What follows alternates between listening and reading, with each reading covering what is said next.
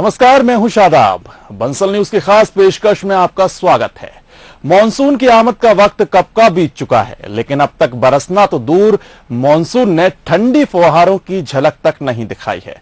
वैसे तो ये मौसम का कोई खेल है, लेकिन इंदौर के एक शख्स ने इसके लिए कुछ नए तर्क दिए हैं और बताया है कौन है बारिश के दुश्मन।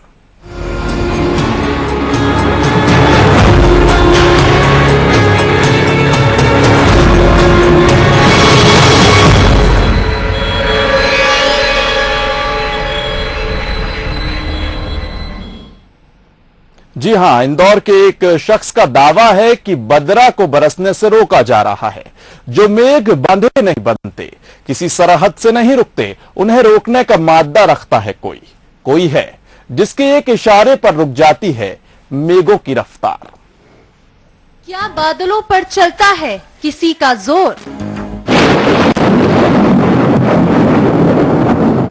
मनमौजी मेघ को क्या बांध सका है कोई?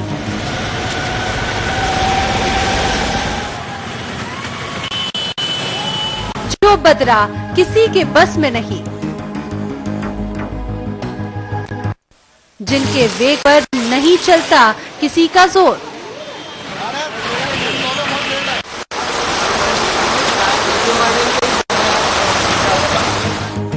जो खुद तय करते हैं अपना रास्ता,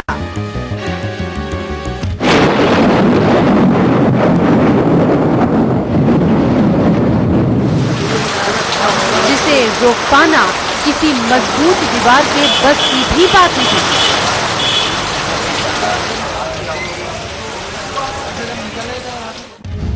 जिसके रुख पर काबू पाने के लिए बेताब रहती हैं हवाएं, लेकिन अलहड़ बदरा कहीं नहीं रुकती। लेकिन अब उनकी मौजों पर लगी है रोक, बेलगाम बदरा पर कसी लगाम। इसीलिए बदरा ने किया बरसने से इनकार। आकाश में सैर करती उमड़ती घुमड़ती बदरा को बरसने से रोक रहा है कोई। कभी कभी आफत बनकर बरसने वाले बादल खुद ही घिर गए हैं आफत में। वो चाहे तो भी बरसना उनके लिए हो गया है मुश्किल। Bansal news desk. तो वो कौन है जिसने बेलगाम बादलों को रोक दिया है, जो बादलों पर मुसीबत बनकर बरस रहा है, जिसके वेग के आगे सब बेबस हैं?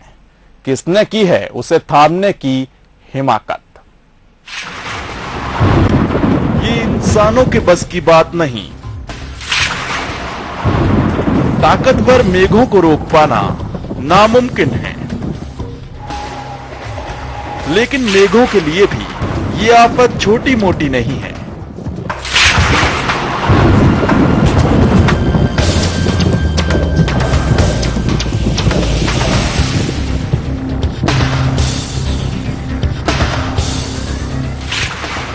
क्योंकि उसे रोकने वाले आम इंसान नहीं हैं, जिसने उनके बरसने पर लगा दी है रोक।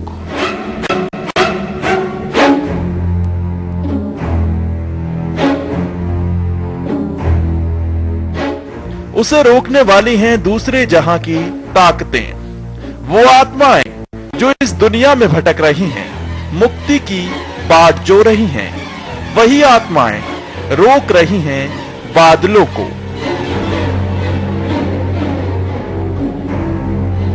हम जिस बदरा की राह तक रहे हैं, बारिश की जिन फुहारों का इंतजार कर रहे हैं, उन्हें रोक रही हैं आसमान में मंडराती ये आत्माएं।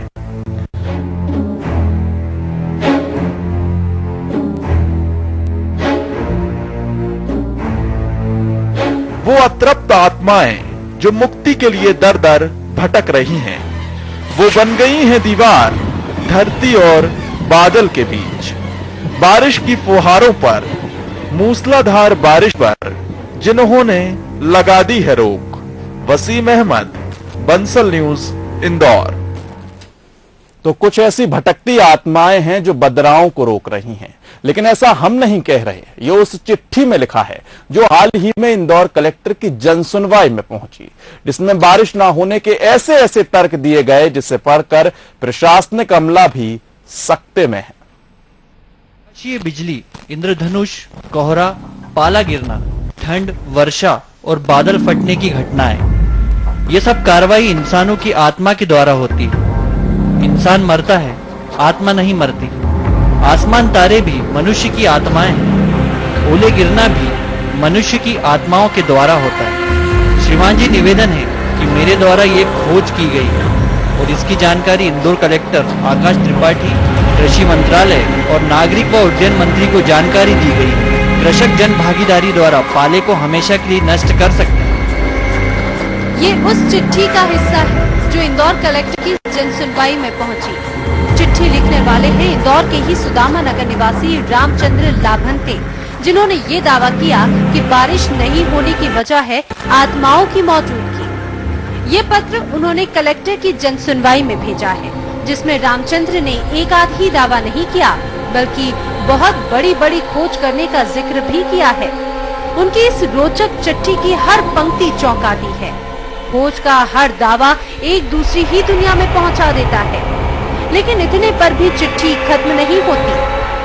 आत्माओं का जिक्र करने के बाद भी रामचंद्र ने अपनी बात कुछ इस तरह आगे जारी रखी है। जब खेतों में बादल उतरते हैं तो कुछ कृषक धुआं करके बादलों को भगाते हैं। वास्तव में व्यक्ति नीच कर्म करता है तो देवताओं द्वारा मनुष्य जन्म नहीं दिया जाता। यही मनुष्यों की आत्माएं युगों तक आकाश में बादलों के रूप में घूमती और दुश्मनीवश अन्य आत्माओं को साथ में लेकर फसलों को गर्मी देकर फल फूल नष्ट करती है और पौधों के बढ़ने की रफ्तार को रोक देती है। जब खेतों में बादल उतरते हैं तब कृषक सामूहिक रूप से इन बादलों पर पानी की तेज बौछार छोड़ें तो बादल नष्ट होते चले जाएंगे और पूरे भारत में प्रतिवर्ष अरबों खरबों रुपए की बचत होगी। तो रामचंद्र वो तरीका बता रहे हैं जिसके जरिए आकाश में मंडराती आत्माओं को नष्ट किया जा सकता है। उस पर तुर्रा ये भी है कि इसके जरिए सरकारी खजाने का खर्च भी कम हो सकता है। रामचंद्र के ये बेतुके दावे इतने पर ही खत्म नहीं होते। अपने इस पत्र में उन्होंने ये भी लिखा है कि वो खुद कई आत्माओं को खत्म कर चुके हैं। वसीम अहमद के साथ ब्यूरो रिपोर्ट, बंसल न्यूज। ये चिट्ठी जितनी चौंकाती है उससे भी ज्यादा ताज्जुब की बात यह भी है कि इस पत्र पर सरकारी तंत्र विचार भी कर रहा है। इसके मिलते ही संबंधित विभाग रामचंद्र के दावों का जवाब खोजने में लगे हुए हैं। चोर बाजार में एक दुकान गिर, ये दुकान श्रीकांत जी लालजी मेहता के नाम से थी। किसे भेजनी है नोटिस? भगवान को। मिस्टर भगवान। पता नहीं क्योंकि हम लोग मिले नहीं है। अरे कहीं तो रहता होगा मिस्टर भगवान। अरे ये नोटिस किसे भेजूं? हाँ, लोग कहते हैं कि वो मंदिरों में रहते हैं। अच्छा है?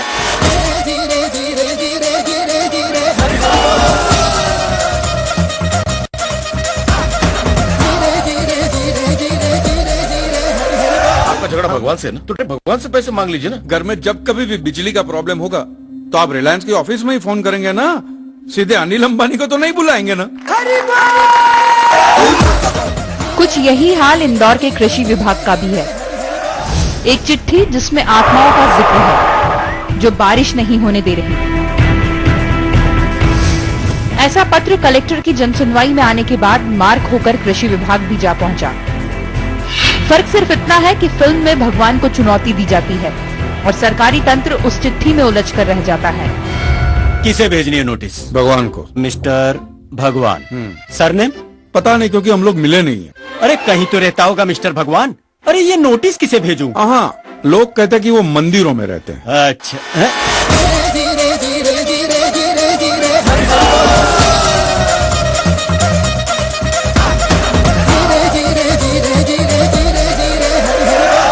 और यहाँ आत्माओं को ललकारा गया है। इस चिट्ठी को लेकर भी सरकारी दफ्तर में वही माहौल है, वही असमंजस्य है। फिलहाल कृषि विभाग ने इसकी जिम्मेदारी मौसम और कृषि विज्ञानी एस के शर्मा को सौंपी है। देखिए, हमने जैसे कि आप देख ही रहे हैं कि जून का महीना बीत चुका है और अभी मानसूनल एक्टिविटीज़ हमें नज़र नहीं आ रही हैं। और पिछले कुछ दिनों से जो हमारे यहाँ मानसून की स्थिति है वो न केवल मध्य प्रदेश में बल्कि पूरे देश में ही थोड़ा सा इस समय मानसून की स्थिति बिगड़ी हुई है। और जो मानसूनल एक्टिविटीज़ होना चाहिए वो एक्टिविटीज़ अभी भी हमें कहीं नज़र नहीं आ रही हैं।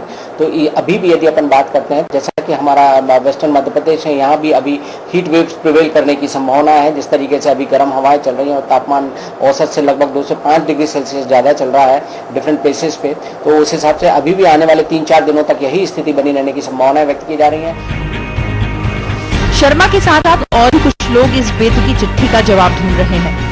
कलेक्टर कार्यालय से मार्क होकर ये पत्र आया है तो इसका जवाब देना भी लाजमी है और जन सुनवाई में ये चिट्ठी देने वाले को भी जवाब से संतुष्ट करना जरूरी है। सो अब सरकारी महकमा इन अजीबोगरीब तर्कों का स्पष्टीकरण ढूंढने में व्यस्त है, ये जानते हुए कि बारिश होने न होने के कई वैज्ञानिक पहलू होते हैं और किसानों की राहत के लिए भी कई वैज्ञानिक उपाय मौजूद हैं।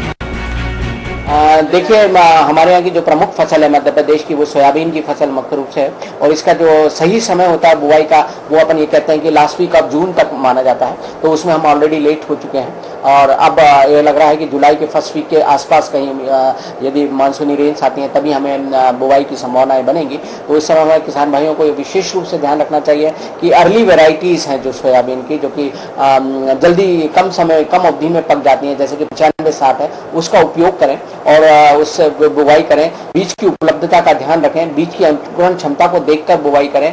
जब तक 4 इंच तक बारिश नहीं हो जाती और लगभग 6-7 इंच की गहराई तक आपकी मिट्टी गीली नहीं हो जाती तब तक हम अनुशंसा करेंगे कि किसान भाई बुवाई न करें, नहीं तो क्या होगा, उनका बीज खराब होने की और रीसोइंग की स्थिति बन सकती है।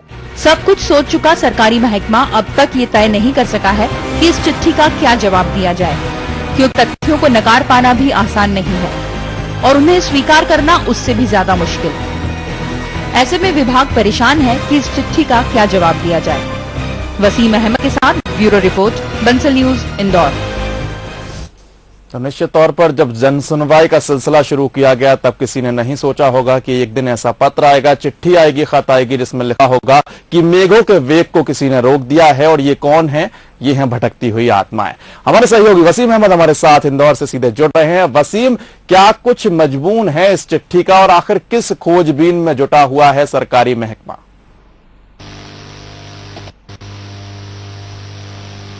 जी शायद आप देख असल में चिट्ठी में गौर कराना चाहूँगा तो कुछ बातें मैं और इस बारे में आपको तफसील से बताना चाहूँगा कि चिट्ठी जो है इसमें जहाँ बारिश न होने की वजह पे गौर किया गया है वहीं पे इसमें बहुत ज़्यादा फोकस किया गया है जो मौसम में परिवर्तन हुआ है। जैसे पिछले कुछ समय से बेमौसम बारिश हो रही थी, पाला गिरता है या अन्य जो मौसमी परिवर्तन है उस पर जोर दिया गया और उसमें ये बताया गया है कि हालांकि जो लेखक है, जो चिट्ठी लिखने वाले रामचंद्र लाभंते, उन्होंने अपने तर्क दिए लेकिन उन्होंने जोर इसी बात पर दिया है कि कहीं ना कहीं एक दूसरी शक्ति है, आत्मा है जो इनको जो मौसम है उसको परिवर्तित कर रही है, उसको सुझाने उन्होंने कई सुझाव भी दिए कि कैसे इस स्थिति को बदला जा सकता है।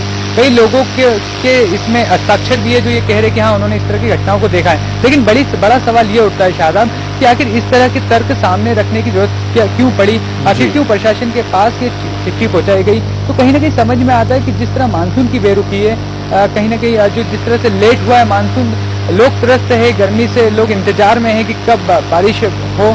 तो उस बीच में जब सब दूर से उम्मीदें खत्म होती है, मौसम विज्ञान कहता है कि काफी वक्त लगेगा मानसून के आने में, तो कहीं ना कहीं आम व्यक्ति की जो निगाहें उठती है एक दूसरी शक्ति की तरफ और तभी आते हैं सभी के तर्क। मैं गौर कराना चाहूंगा शायद एक बात पे कि पिछले दिन पर अगर हम इंदौर की बात करें तो इंदौर में कई तरह के टोटके हो रहे हैं। इससे पहले भी कई सारे टोटके हमने इंदौर में देखा है जहां पर मेंढक मेंढकी की शादी कराई गई थी और अभी पिछले कुछ दिनों एक गधे की भी इस तरह से ही शादी करा दी गई थी। एक बार फिर से इंदौर लिए चलते हैं दर्शकों को, जहां हमारे साथ अब पंडित मनीष शर्मा जी जुड़ रहे हैं, उनसे राय जानेंगे, प्रतिक्रिया जानेंगे कि आखिर पूरा मामला ये है क्या। पंडित जी, स्वागत है आपका बंसल न्यूज में। आपसे जानना चाहेंगे, जिस तरह की एक चिट्ठी प्रशासनिक अमले को प्राप्त हुई है कलेक्टर जनसुनवाई में, जिसमें कहा गया है कि मानसून इसलिए नहीं आ रहा है क्योंकि जो बदरा है उनके वेग को रोक दिया गया है भटकती हुई आत्माओं के द्वारा और ये रंजिशन किया गया है, ये दुश्मनी निभाने के लिए किया गया है। आप विषय जानकार हैं, आप क्या मत रखते हैं?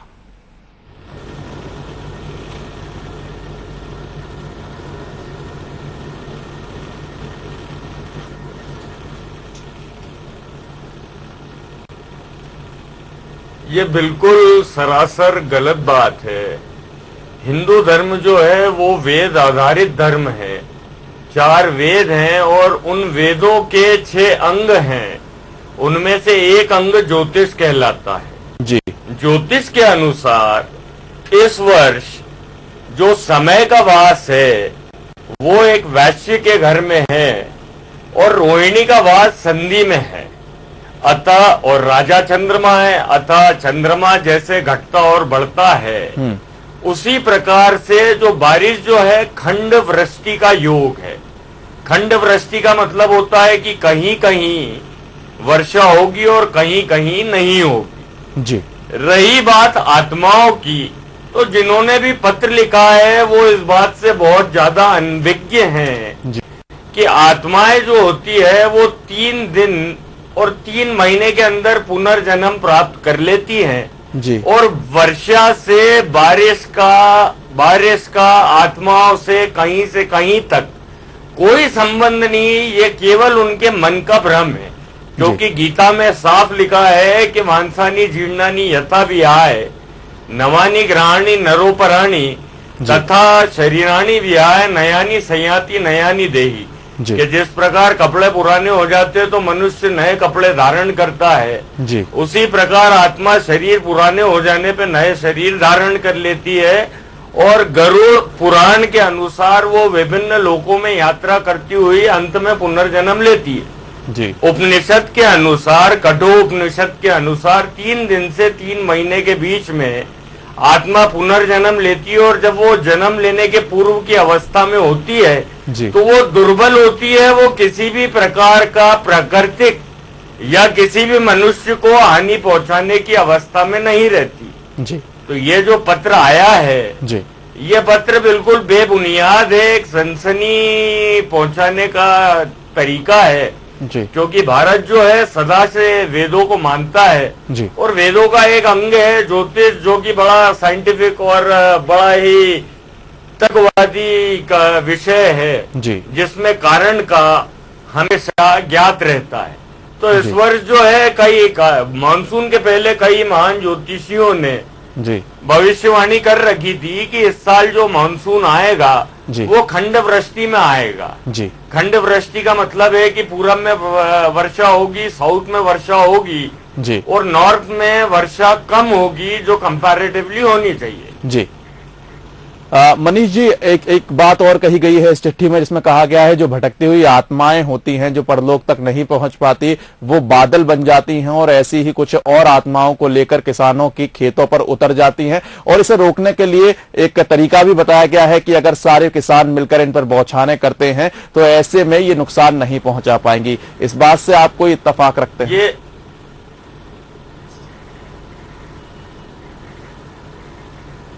जी।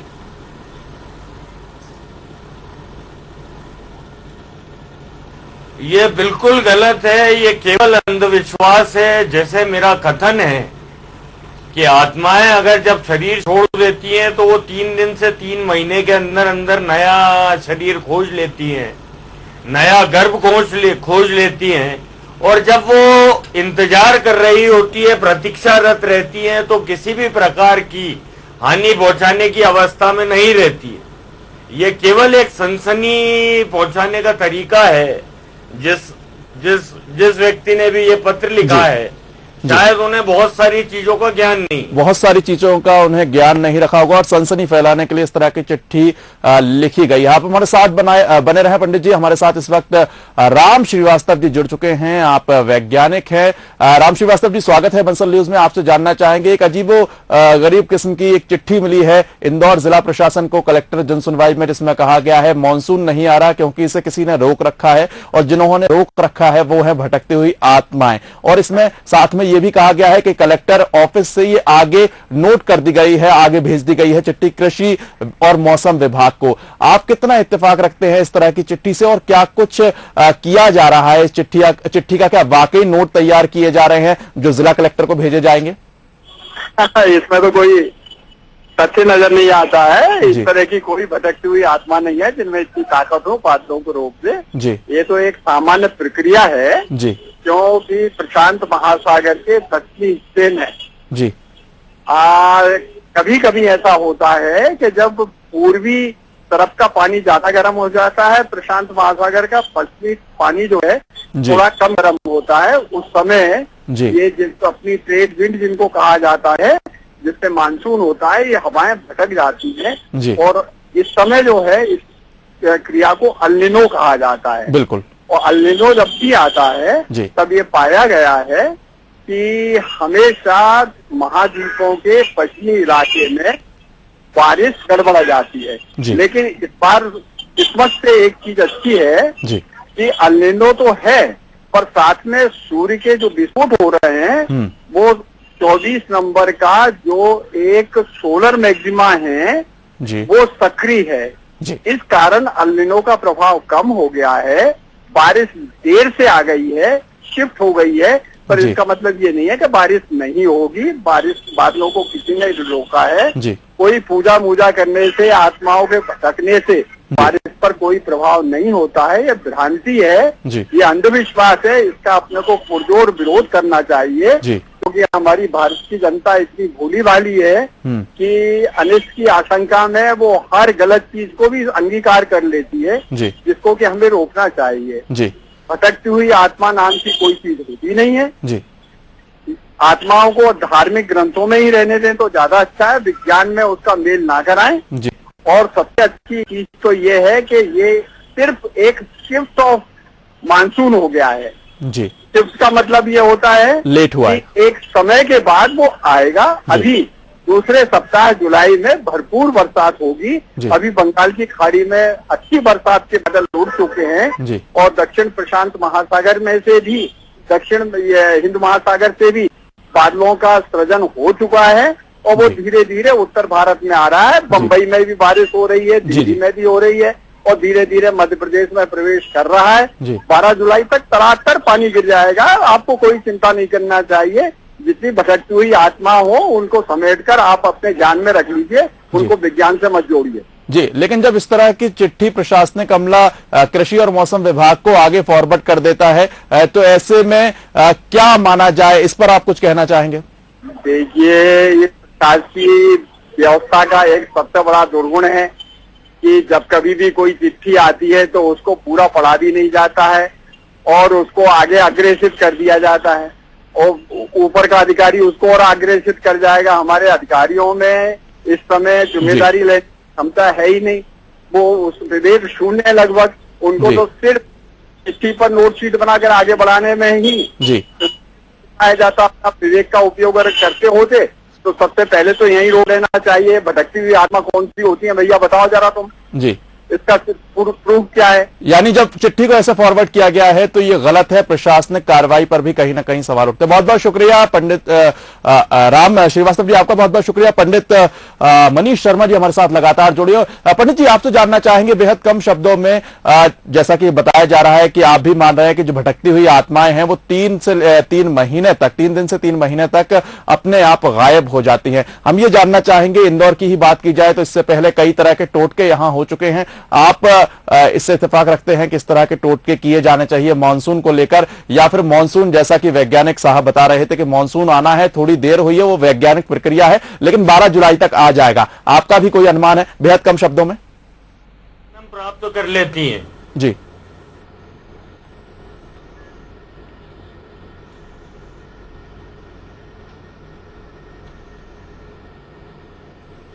पहली बात मेरा ये कहना है कि आत्माएं गायब नहीं होती, पुनर्जन्म ले लेती हैं। ठीक है, फर्स्ट थिंग जी। सेकेंड थिंग, क्योंकि समय का वास जो है, मैंने आपको बताया वैश्य के घर में है। ज्योतिष विद्या के अनुसार जी 12 जुलाई को राहु और केतु का अगली राशि में भ्रमण होगा जी, लिहाजा धीरे धीरे बारिश का जो है आगमन हो जाएगा, बारिश होगी जी। मैंने आपको पुनः बोला है, पूर्व में भी कथन है मेरा कि इस चिट्ठी से आत्माओं का बारिश का रोकने से कोई संबंध नहीं है, कोई संबंध नहीं और है। आत्माएं गायब नहीं होती है मित्र जी, पुनर्जन्म लेती हैं। बिल्कुल आपके हिसाब से। और आत्माओं का बारिश रोकने से कतई कोई संबंध नहीं है। जी, चलिए बहुत बहुत शुक्रिया आपका भी हमारे साथ जुड़ने के लिए। राम जी हमारे साथ जुड़े हुए थे। पंडित राम जी का मानना है कि 12 जुलाई, जो वैज्ञानिक मान रहे हैं वही पंडित जी भी मान रहे हैं कि 12 जुलाई को बारिश यानी मानसून मध्य प्रदेश में हिट कर देना चाहिए, लेकिन सभी ये मान रहे हैं कि ये प्रशासनिक लापरवाही भी है कि इस तरह की चिट्ठी को आगे फॉरवर्ड कर दिया गया और ऐसा कुछ नहीं होता कि भटकती हुई आत्माएं किसी भी तरह मेघों के वेग को रोक सके। तो जिन साहब ने भी, रामचंद्र जी ने जो चिट्ठी लिखी है, सभी लोग यही कह रहे हैं ये सनसनी पाने का एक सस्ता सा तरीका है। लेकिन ये मौसम भी आसानी से नहीं मानने वाला है। शायद मनुहार और करनी होगी, रूठे मेघों को मनाने के लिए कुछ और जतन करने होंगे ताकि धरती पर मानसून की फुहारें पड़ सके और चेहरे भी खिल सके। फिलहाल इससे खास पेशकश में इतना ही। आप बने रहें बंसल न्यूज के साथ।